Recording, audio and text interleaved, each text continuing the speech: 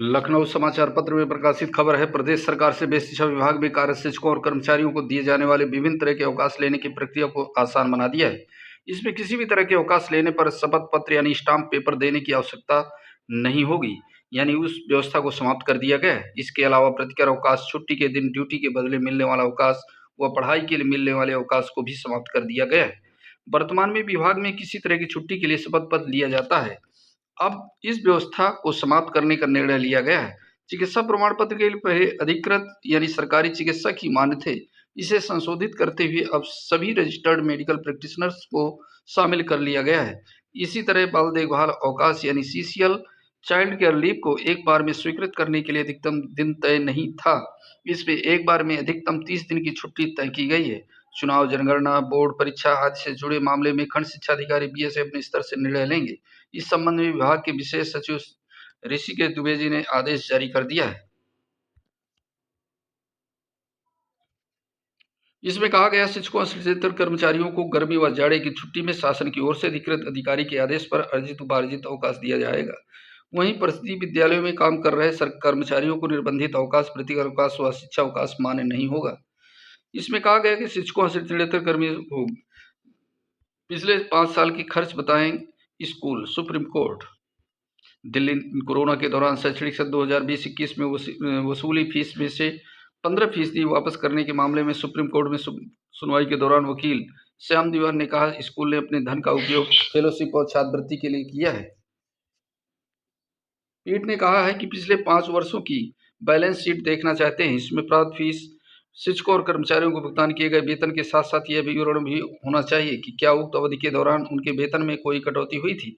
Balance sheet में होना चाहिए कि 1 अप्रैल 2020 और 31 मार्च 2022 के बीच परिचालन खर्च में कमी आई है या नहीं। पीठ ने इलाहाबाद के टैगोर पब्लिक स्कूल को भी 1 अप्रैल 2018 से पिछले 5 वित्तीय वर्षों का बैलेंस शीट पेश करने का निर्देश दिया है।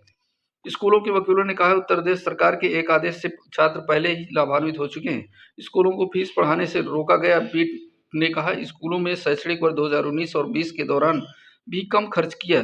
बिजली या बस और इसी तरह के खर्चों के लिए भुगतान नहीं करना पड़ा।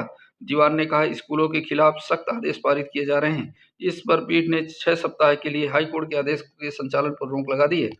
पीठ ने स्पष्ट कहा किया कि केवल रिफंड के आदेश को निलंबित किया जा रहा है, लेकिन समायोजन का आदेश फिलहाल बना रहेगा। पिछले हफ्ते गौतम बुद्ध नगर के जिला मजिस्ट्रेट ने जिले के 100 से अधिक निजी स्कूलों पर हाईकोर्ट के आदेश का पालन नहीं करने पर 1-1 लाख रुपए का जुर्माना लगाया था। सरकारी स्कूलों के छात्रों को जल्द मिलेगी बाजरे की रोटी, मूंग की दाल।